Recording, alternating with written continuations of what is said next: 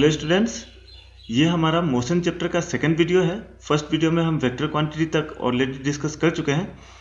इस वीडियो में हम लोग पढ़ेंगे कि यूनिफॉर्म मोशन और नॉन यूनिफॉर्म मोशन क्या होता है और उसके आधार पे आगे हम लोग एक्सेलरेशन तक जाएंगे। ठीक है, पहले समझिए कि यूनिफॉर्म मोशन क्या होता है। A body is said to be have an uniform motion if it travels equal distance in equal interval of time, no matter how small this intervals में भी। बोला गया है कि एक बॉडी को यूनिफॉर्म मोशन में है तब बोला जाएगा जब वो बॉडी इक्वल डिस्टेंस ट्रेवल करेगा इन इक्वल इंटरवल ऑफ टाइम। मान लो कोई एक बॉडी यहाँ पर है पॉइंट ए पे, जो आपका इनिशियल पॉइंट है, यहाँ से ये पॉइंट बी तक गया। ठीक है, यहाँ से ये पॉइंट बी तक जा रहा है। अब यहाँ पर मान लो इस जो लेंथ है, ये लेंथ जो है ए से बी तक का, इसको हम लोग कुछ पार्ट में डिवाइड कर देते हैं। मान लो 4 पार्ट में डिवाइड कर दिए। हर पार्ट जो है मान लेते हैं कि 2 मीटर का है। ठीक है, ये हर पार्ट हमारा 2 मीटर का है। और मान लो पहला 2 मीटर जाने में उसको मान लो 1 सेकंड लग गया, फिर अगला 2 मीटर जाने में भी 1 सेकंड लग गया, फिर अगला 1 मीटर में 1 सेकंड लग गया, फिर अगला 2 मीटर में 1 सेकंड लग गया। ठीक है, तो यहाँ पर क्या हो रहा है, यहाँ पर इक्वल डिस्टेंस ट्रेवल हो रहा है in equal interval of time. देखो, no matter how small this intervals में भी, ये जो इंटरवल है बेटा, ये जो छोटा छोटा एक एक इंटरवल हम लोग लिए, वो इंटरवल जो वो कितना भी छोटा हो सकता है, उससे कोई मतलब नहीं है। जैसे यहाँ पे ये एक इंटरवल था हमारा, यहाँ से यहाँ तक नेम दे सकते हो, सी मार दो, यहाँ पे ये डी, ये छोटा छोटा एक एक इंटरवल है।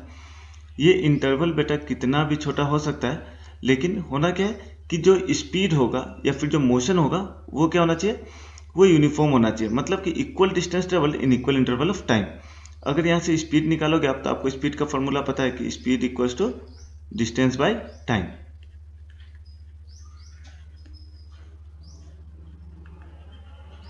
तो यहाँ पर ए से सी तक के लिए स्पीड क्या हो जाएगा, ए से सी तक के लिए स्पीड हो जाएगा आपको 2/1, जो कि हो जाएगा आपको 2 मीटर पर सेकेंड।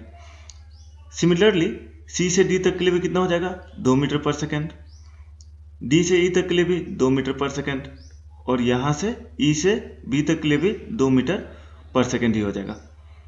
तो इस तरह का मोशन को हम क्या बोलेंगे, हम बोलेंगे इस तरह के मोशन को यूनिफॉर्म मोशन। मतलब अगर इक्वल डिस्टेंस ट्रेवल हो रहा है इक्वल इंटरवल ऑफ टाइम में, तो इस तरह के मोशन को हम बोलते हैं यूनिफॉर्म मोशन, भले ये इंटरवल कितना भी छोटा क्यों ना हो। अब हम लोग यूनिफॉर्म मोशन को ग्राफिकली समझने की कोशिश करते हैं। इसको रिप्रेजेंट कैसे करते हैं वो समझेंगे।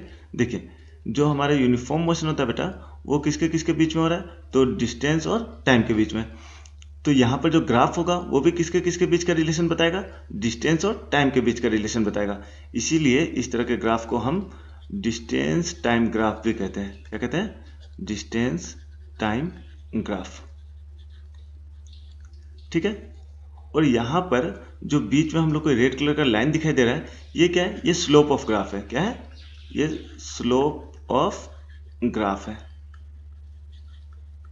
एक बात ध्यान दीजिएगा, जो भी यूनिफॉर्म मोशन का स्लोप होगा वो हमेशा कैसा होगा, वो हमेशा सेंटर से एक स्ट्रेट लाइन पास होता हुआ ही हमको दिखाई देगा। ये इस तरह का ग्राफ देख के आप आसानी से बोल सकते हो जो ये ग्राफ है किसका है, तो ये ग्राफ जो है वो यूनिफॉर्म मोशन का है। क्यों है यूनिफॉर्म मोशन का वो समझ लेते हैं एक बार। देखिए, ये वाला जो है हमारा वाई एक्सिस, इसको हम मान लेते हैं डिस्टेंस। डिस्टेंस को फिजिक्स में स्मॉल एस से रिप्रेजेंट करते हैं, मीटर में नाप रहे मान लेते हैं। ये आपका ओरिजिन ओ है, ये आपका एक्स एक्सिस जो कि टाइम को रिप्रेजेंट कर रहा है। टाइम को हम लोग सेकंड में नाप लेंगे। ठीक है, अब मान लेते हैं कि एक ऑब्जेक्ट जो है वो 1 मीटर यहाँ पर ट्रेवल किया, 1 मीटर, फिर 2 मीटर, 3 मीटर, 4 मीटर, बस एग्जाम्पल के तौर पे। और 1 मीटर जो है वो यहाँ पे जो इसका इंटरवल होगा, इसको 1 सेकंड का ले लेते हैं, 2 सेकंड, 3 सेकंड, 4 सेकंड। ऐसे यहाँ पे देखो, पहला 1 सेकंड में अगर 1 मीटर गया, मान लो 1 सेकंड में 1 मीटर गया, तो ये आ गया बेटा ऐसा। फिर अगला 1 सेकंड में फिर 1 मीटर गया, तो ऊपर मीटर का, नीचे सेकंड का, यहाँ पे आ गया। फिर अगला 1 सेकंड में वो फिर 1 मीटर गया। तो इस तरह का हम लोग को ग्राफ जो है वो बनता हुआ दिखाई दे देगा। ठीक है, इसको बोलते बेटा कोऑर्डिनेट। आप मैथ्स में पढ़े होंगे ये वाला जो है इसको क्या बोलते हैं, कोऑर्डिनेट। जहाँ पे एक्स एक्सिस और वाई एक्सिस का पॉइंट आकर के मीट करता है उसको हम कोऑर्डिनेट बोलते हैं। तो जब कोऑर्डिनेट्स को हम लोग ज्वाइन करेंगे, डिस्टेंस और टाइम के बीच के कोऑर्डिनेट को जब हम लोग ज्वाइन करेंगे, वो लाइन जो हमको मिलेगा वो कैसा लाइन मिलेगा, वो एक स्ट्रेट लाइन मिलेगा। ये जो स्लोप मिल रहा है हम लोग को वो एक स्ट्रेट लाइन है, और इसी को हम लोग बोलते हैं स्लोप ऑफ ग्राफ। ठीक है, तो यूनिफॉर्म मोशन का जो स्लोप ऑफ ग्राफ होगा वो कैसा होगा, वो सेंटर से स्ट्रेट जाता हुआ हम लोग को इस तरह का दिखाई देगा। क्यों? क्योंकि यहाँ पे इक्वल डिस्टेंस ट्रेवल हो रहा है इक्वल इंटरवल ऑफ टाइम में। ठीक है, अभी अलग अलग केस में अलग अलग तरह का हम लोग को ग्राफ देखने को मिलेगा।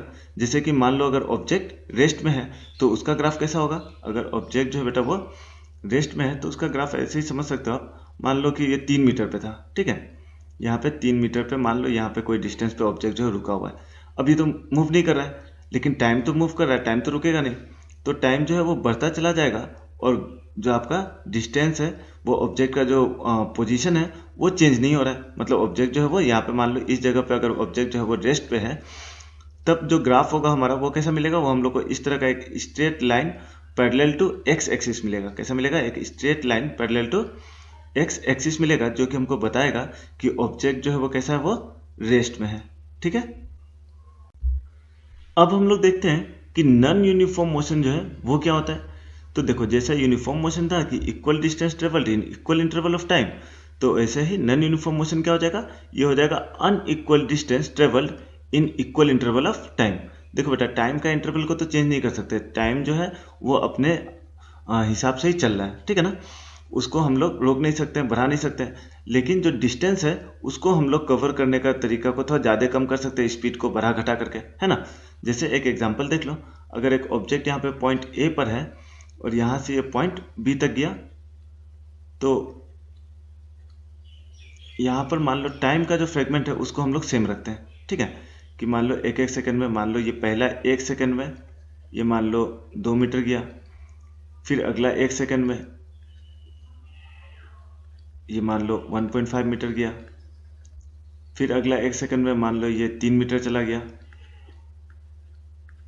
फिर अगला 1 सेकेंड में ये फिर से 2 मीटर गया। यहाँ पर क्या हो रहा है, यहाँ पर अनइक्वल डिस्टेंस ट्रेवल हो रहा है in equal interval of time. आप देख सकते हो नीचे वाला जो लाइन है हमारा जो टाइम का, वो सेम है। हर सेकेंड में हम लोग इसका डिस्टेंस को देख रहे हैं, तो ये अपना डिस्टेंस को चेंज कर रहा है। ठीक है, तो इस तरह का मोशन को हम क्या बोलेंगे, इसको बोलेंगे नॉन यूनिफॉर्म मोशन। यहाँ पे एक रेगुलरिटीज नहीं दिखाई दे रहा है, यहाँ पे एक कोई हम लोग को ट्रेंड देखने को नहीं मिल रहा है कि ये इसी पैटर्न पे चल रहा है। ये क्या कर रहा है, ये कभी 1 सेकंड में 2 मीटर जा रहा है, फिर कभी 1.5 जा रहा है, फिर कभी 3, फिर कभी 2 मीटर जा रहा है। तो यहाँ पे एक हम लोग को इक्वल डिस्टेंस ट्रेवल जो है वो दिखाई नहीं दे रहा है, इसीलिए हम ऐसा टाइप का मोशन को क्या बोलेंगे, इसको बोलेंगे नॉन यूनिफॉर्म मोशन। मतलब एकदम सिंपल समझो कि unequal distance travelled in equal interval of time, तो उसको हम बोल देंगे नॉन यूनिफॉर्म मोशन। ठीक है, नॉन यूनिफॉर्म मोशन को ही हम लोग एक्सेलरेटेड मोशन भी कहते हैं। ठीक है, आगे हम लोग पढ़ेंगे एक्सेलरेशन क्या होता है, तब आप लोग को समझ में आ जाएगा कि नॉन यूनिफॉर्म मोशन को एक्सेलरेटेड मोशन क्यों बोलते हैं। अब हम लोग समझते हैं कि नॉन यूनिफॉर्म मोशन को हम किस तरह से ग्राफिकली रिप्रेजेंट कर सकते हैं। तो देखिए बेटा, जैसा हम लोग पहले यूनिफॉर्म मोशन के लिए किए थे वैसा ही नॉन यूनिफॉर्म मोशन के लिए भी करके देखते हैं। हम लोग को एक ग्राफ जरूर मिल जाएगा। देखिए यहाँ पे इसको 1 सेकेंड का मान लीजिए, सॉरी 1 मीटर का, 2 मीटर, इसे बढ़ाते चले जाइए।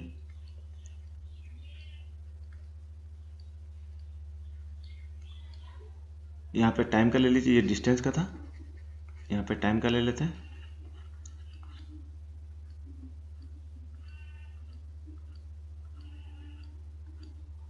One second, 2, 3, 4, 5, 6, 7, 8।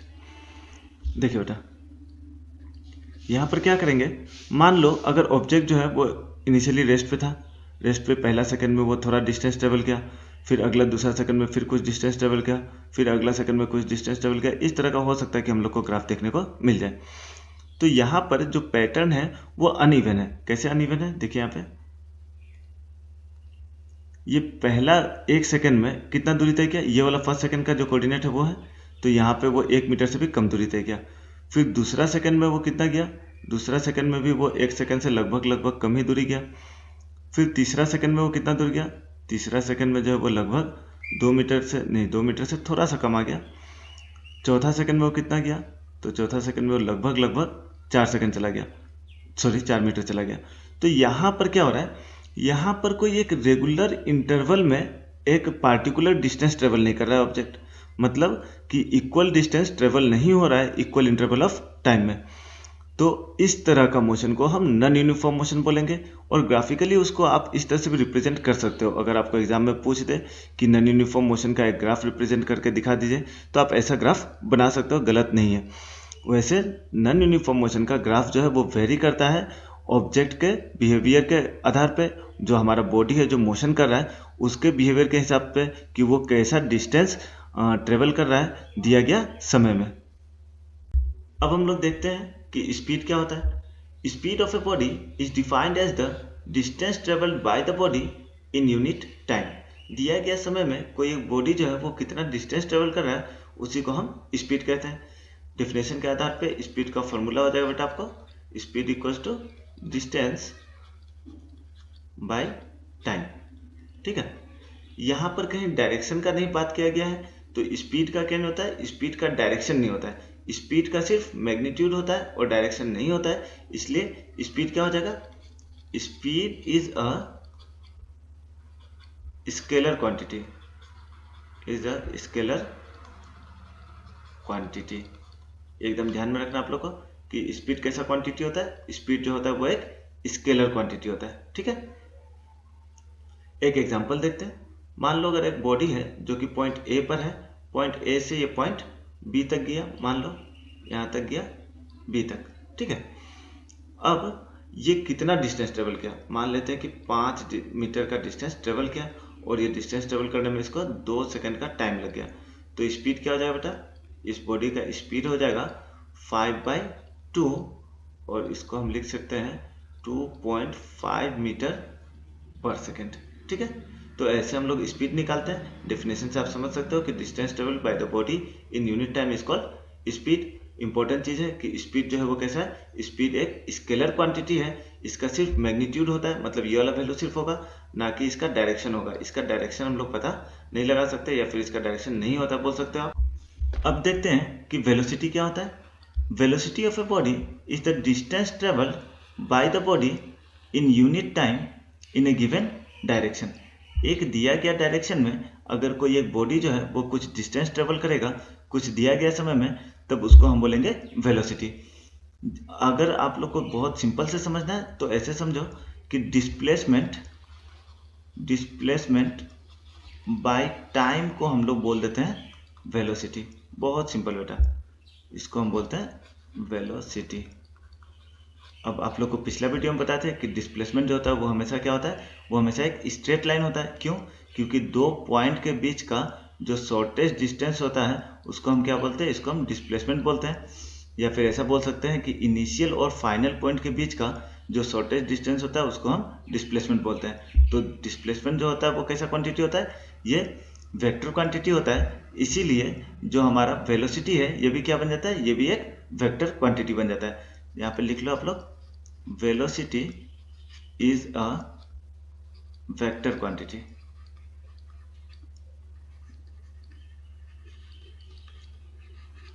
ठीक है, ध्यान में रखना है, स्पीड जो है वो स्केलर क्वांटिटी है और वेलोसिटी जो है वो क्या है, वेक्टर क्वांटिटी है। वेलोसिटी के पास मैग्नीट्यूड भी है और डायरेक्शन भी है। यहाँ पे मान लो ये पुराना वाला केस ले लेते हैं, 5 मीटर डिस्टेंस ट्रेवल किया 2 सेकंड में, तो इसका वेलोसिटी क्या हो जाएगा, वेलोसिटी हो जाएगा 2.5 मीटर पर सेकेंड। ठीक है, अभी थोड़ा सा चेंज करते हैं क्वेश्चन को, हल्का सा चेंज करते हैं। यहाँ पे मान लो अगर ऑब्जेक्ट जो है फिर रिटर्न आ गया, मान लो यहाँ से बी से अगर ऑब्जेक्ट जो है वो रिटर्न आ जाता है, लेट अस सपोज यहाँ पे रिटर्न आ गया, वो पॉइंट सी पे आने में उसको मान लो लग गया 2 सेकंड का टाइम लग गया, और 2 सेकंड पे वो 1 मीटर का दूरी तय किया मान लेते हैं। अब इसका वेलोसिटी क्या हो जाएगा, अब इसका वेलोसिटी क्या होगा, तो देखिए वेलोसिटी क्या होता है, हम लोग पढ़े वेलोसिटी जो है वो डिस्प्लेसमेंट बाय टाइम है। तो अब डिस्प्लेसमेंट क्या होगा, shortest distance between initial and final point, A से सी के बीच का सबसे छोटा दूरी। तो ये 5 - 1 हो जाएगा, कितना हो जाएगा बेटा, ये हो जाएगा आपको 4 मीटर। और जो हमारा डिस्टेंस है सॉरी जो टाइम है वो क्या हो जाएगा, वो इधर से जाने में 2 सेकंड लगा, फिर आने में भी 2 सेकंड, तो हो जाएगा 4। तो इसका वेलोसिटी हो जाएगा बेटा 1 मीटर पर सेकंड। ठीक है, ये चीज़ आप लोग समझिए कि वेलोसिटी जो होता है वो क्या होता है, वो डिस्प्लेसमेंट बाय टाइम होता है। और ये कैसा क्वांटिटी है, ये एक वेक्टर क्वांटिटी है जिसका डायरेक्शन भी होगा। ठीक है, मान लो ये पॉइंट ए जो था आपका घर था, मान लो ये आपका घर था और ये आपका स्कूल था, और आपका घर से आपका स्कूल जो है वो मान लो 5 मीटर नॉर्थ की तरफ है। तो ये क्या हो गया, ये हो गया आपको, यहाँ जो स्पीड हम लोग पढ़ रहे हैं ये स्पीड किस में बदल जाएगा, ये बदल जाएगा आपको वेलोसिटी में।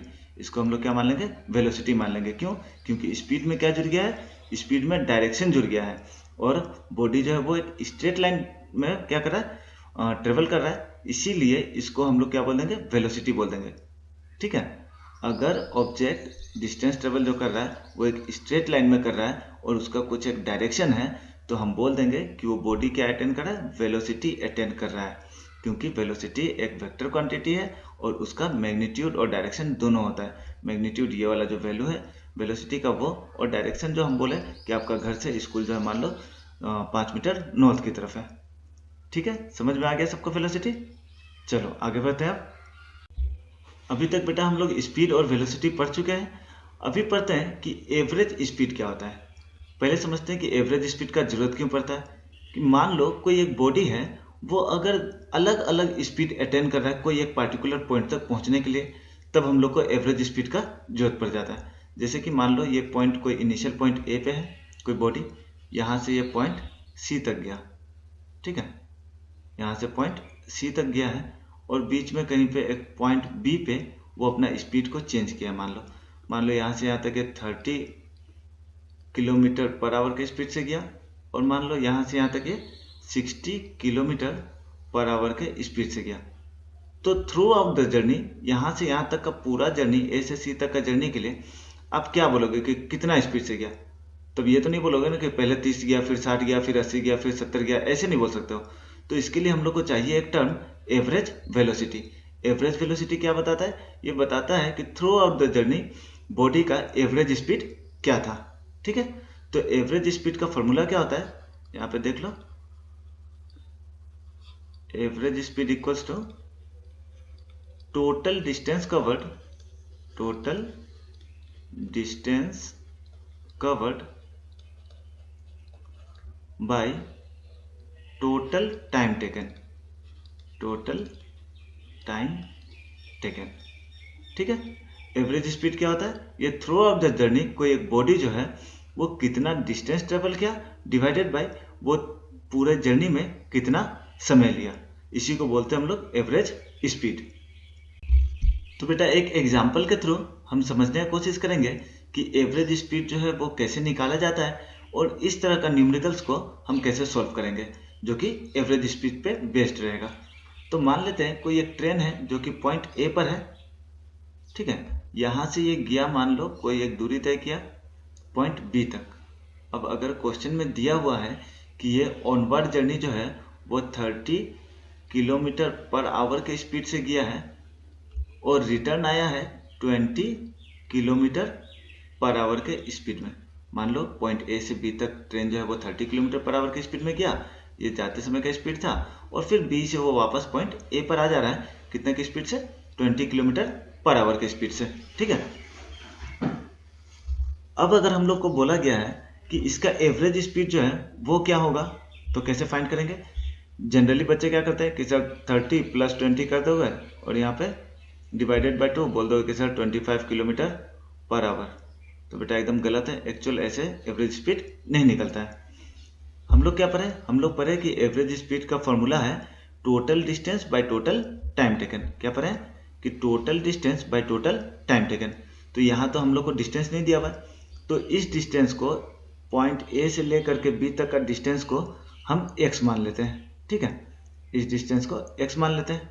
अब लिखते हैं, सॉल्यूशन करने की कोशिश करते हैं। देखिए जो टोटल डिस्टेंस हो जाएगा वो क्या हो जाएगा, टोटल डिस्टेंस,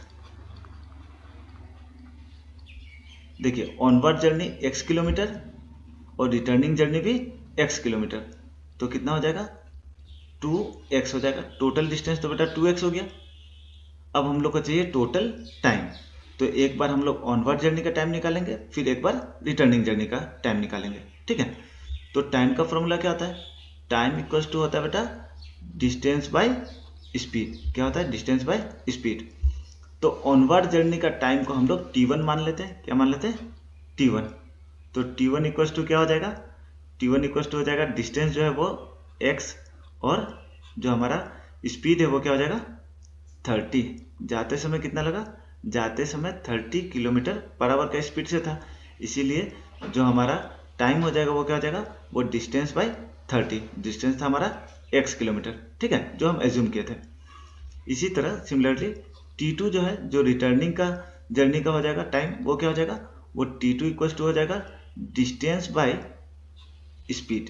तो कितना स्पीड? 20 किलोमीटर पर आवर का स्पीड, ठीक है। इस चीज़ को थोड़ा समझिएगा, यहाँ पे बच्चा कंफ्यूज हो जाता है कि T1 जो है वो जाते समय का टाइम है, ठीक, ये जाते समय का टाइम है। जाते समय 30 किलोमीटर पर आवर के स्पीड से गया है, इसीलिए इसका फॉर्मूला हो जाएगा डिस्टेंस बाय स्पीड। डिस्टेंस जो है वो x किलोमीटर आते समय, डिस्टेंस जो है वो x किलोमीटर और स्पीड जो है वो 30 किलोमीटर। और रिटर्निंग जर्नी का T2 जो हो जाएगा वो हो जाएगा डिस्टेंस सेम रहेगा, क्योंकि सेम डिस्टेंस ट्रेवल किया रिटर्निंग में, तो x बाई रिटर्निंग का स्पीड 20 किलोमीटर पर आवर। अब हम लोग फॉर्मूला पे डालते हैं average speed equals to total distance by total time. तो टोटल डिस्टेंस आपको 2x और टोटल टाइम कितना हो जाएगा? तो T1 प्लस T2 हो जाएगा, ठीक है। अब इसको T1 और T2 का वैल्यू को यहाँ पे डालिए, x by 30 plus x by 20। अब देखिए इसको इक्वेट कीजिए, 2x बाई यहाँ पे 20 30 का एलसीएम 60 हो जाएगा, ऊपर चला जाएगा आपको 2x प्लस इधर हो जाएगा 3x। इतना आता होगा आप लोग को। अब देखिए यहाँ से बना लेते हैं 2x, 60 जो है इधर चला जाएगा, ऊपर वाला न्यूमरेटर के साथ मल्टीप्लिकेशन में आ जाएगा, और नीचे हो जाएगा आपको 2 प्लस 3 हो जाएगा 5x। x से x कैंसिल हो गया, 5 12 टाइम्स में 60, तो हो जाएगा आपको 24 किलोमीटर पर आवर। तो बेटा ये होता है आपका एवरेज स्पीड। समझ में आया? तो ये बॉडी का एवरेज स्पीड कितना हो गया? इस बॉडी का एवरेज स्पीड जो है वो हो गया 24 किलोमीटर पर आवर। अब समझ में आ रहा है कि एवरेज स्पीड का हम लोग को जरूरत क्यों पड़ता है? अगर कोई बॉडी जो है वो अलग अलग स्पीड के साथ डिस्टेंस ट्रेवल कर रहा है, तो हम लोग जो पार्टिकुलर एक स्पीड, एक एवरेज स्पीड बोल देते हैं कि ये इस एवरेज स्पीड के साथ through out the journey travel किया है। क्योंकि बार बार पे नहीं बोल सकते हैं कि अभी 30 पे गया, फिर 20 पे गया, फिर 50 पे गया, ऐसा नहीं बोल सकते हैं। इसीलिए हम क्या करते हैं, हम लोग एवरेज स्पीड टर्म का इस्तेमाल करते हैं कि थ्रू आउट द जर्नी वो बॉडी जो है वो कैसा स्पीड में था, कितना स्पीड में था, इसीलिए हम लोग एवरेज स्पीड का इस्तेमाल करते हैं, ठीक है। वेलोसिटी टर्म जो है वो अभी हम लोग समझ चुके हैं कि वेलोसिटी क्या होता है। तो वेलोसिटी जो है वो डिस्प्लेसमेंट बाय टाइम है। अब वेलोसिटी भी दो तरह का होता है, एक इनिशियल वेलोसिटी और एक फाइनल वेलोसिटी। तो इनिशियल वेलोसिटी क्या है और फाइनल वेलोसिटी क्या है, तो उसके लिए आप लोग को पहले समझना पड़ेगा कि आप ऑब्जेक्ट को देख कहाँ से रहे हो। अगर मान लो कोई एक ऑब्जेक्ट यहाँ पर है कुछ एक स्पीड के साथ, कुछ एक वेलोसिटी के साथ, और उसके बाद फिर वही ऑब्जेक्ट जो है वो कंटिन्यूसली ट्रेवल कर रहा होगा। मान लो पॉइंट ए से पॉइंट बी तक आ गया, पॉइंट ए से पॉइंट बी तक आ गया। हो सकता है कि वो यहाँ से कहीं से ट्रेवल करता हुआ ही आ रहा हो, ऐसा नहीं है कि वो यहाँ पे रुका हुआ ही हो। मान लो आप रोड पे खड़े हो, कोई बाइक अगर ट्रेवल कर रहा है, तो मान लो यहाँ पर वो कुछ स्पीड पे आप उसको देखें, फिर इस पॉइंट पे आप देखें तो वो कुछ अलग स्पीड पे था। मान लो यहाँ पे 2 मीटर पर सेकंड का स्पीड में था, यहाँ पे ये 10 मीटर पर सेकंड का स्पीड पकड़ लिया। एक ऐसी एज्यूम करते हैं कंडीशन। तो इनिशियल पॉइंट और फाइनल पॉइंट आप लोग को याद है? इनिशियल पॉइंट क्या बोले थे? जो पॉइंट से हम लोग कोई भी चीज़ को देखना स्टार्ट करते हैं या फिर जहाँ से बॉडी जो मूव करना स्टार्ट करता है वो इनिशियल पॉइंट था। वैसे ही इनिशियल वेलोसिटी ये स्टार्टिंग वेलोसिटी है, जहाँ से हम लोग जिस पॉइंट से उस ऑब्जेक्ट का वेलोसिटी को ऑब्जर्व करना चालू कर रहे हैं, ठीक है। और इसको रिप्रेजेंट करते हैं हम लोग स्मॉल यू से। इनिशियल वेलोसिटी को रिप्रेजेंट करते हैं स्मॉल यू से, और फाइनल वेलोसिटी को रिप्रेजेंट करते हैं स्मॉल v से, ठीक है। ये हो गया आपका इनिशियल वेलोसिटी और फाइनल वेलोसिटी। इसका भी दो केसेस है बेटा, समझते हैं दोनों केस। कि अगर मान लो कोई बॉडी जो है वो इनिशियली रेस्ट पे था और उसके बाद वो मोशन में आया, ठीक है, या फिर इसको आप ऐसे लिख सकते हो, when a body starts from rest, अगर बॉडी जो है वो रेस्ट से स्टार्ट हो रहा है, कि मान लो कोई एक बॉडी था, ऑब्जेक्ट था, वो कार था, वो रुका हुआ था, या फिर यहाँ पर क्या था, इस पॉइंट पे, पॉइंट ए पे ये रुका हुआ था, तो पॉइंट ए पे जब रुका हुआ है तो स्टेशनरी कंडीशन में यू का वैल्यू क्या हो जाएगा, 0 हो जाएगा, ठीक है, यू का वैल्यू क्या हो जाएगा, 0 हो जाएगा। तो अगर कोई एक बॉडी जो है वो रेस्ट में है और उसके बाद वो स्टार्ट हो रहा है, तो यहाँ पे इनिशियल वेलोसिटी क्या हो जाएगा, इनिशियल वेलोसिटी जो होगा वो 0 हो जाएगा। ये कंडीशन ध्यान में रखिएगा, अगर क्वेश्चन में दिया रहेगा कि when a body starts from rest then here initial velocity will be equal to initial velocity that is u will be equal to always 0। ध्यान देना है कि अगर बॉडी जो है वो कहाँ पर है, रेस्ट पर है और वहां से स्टार्ट हो रहा है, तो इनिशियल वेलोसिटी उस केस में हमेशा क्या हो जाएगा, 0 हो जाएगा, ठीक है। एक और केस मिलता है हम लोग को जहां पर फाइनल वेलोसिटी जो है वो 0 हो जाएगा। कब, व्हेन ए बॉडी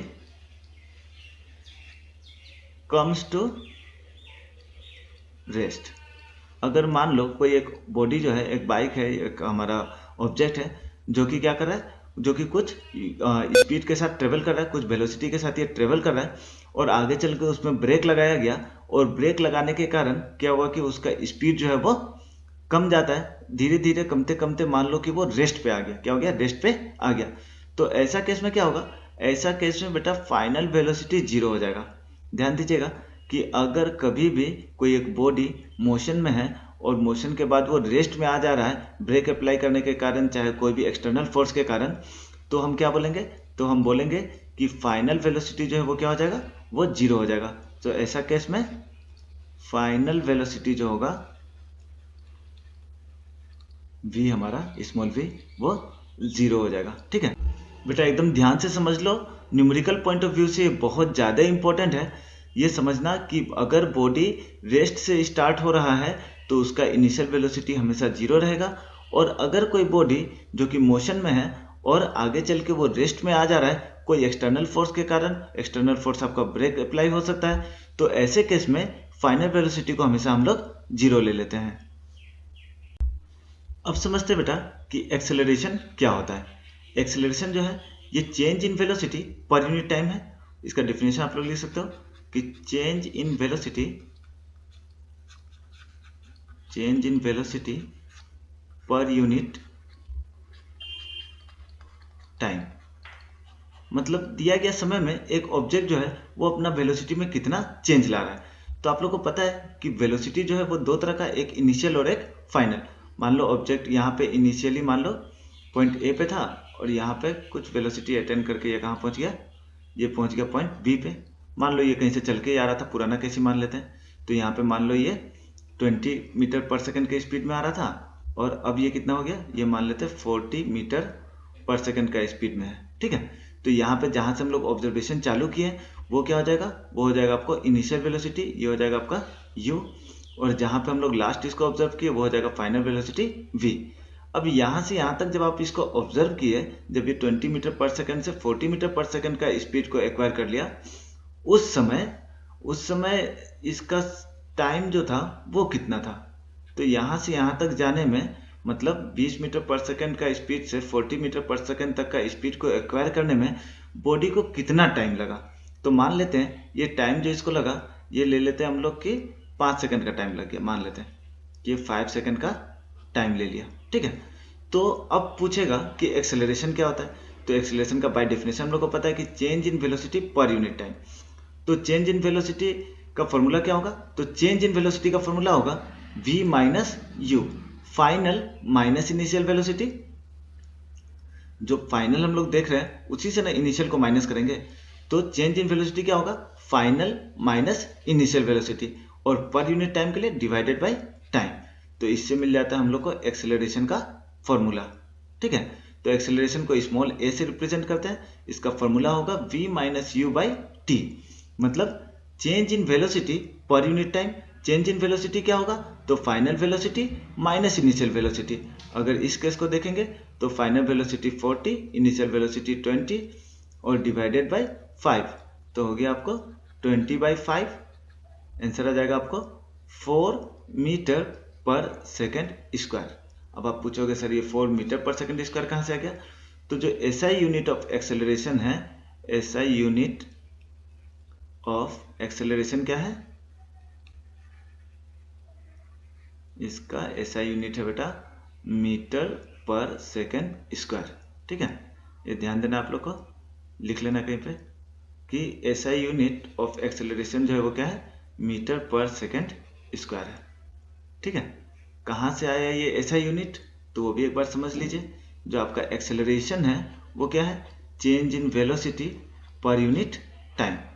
तो ऊपर वाला जो यूनिट है बेटा चेंज इन वेलोसिटी, वो है तो वेलोसिटी ही, तो इसका यूनिट जो क्या होगा वो मीटर पर सेकेंड ही रहेगा, बात समझिए।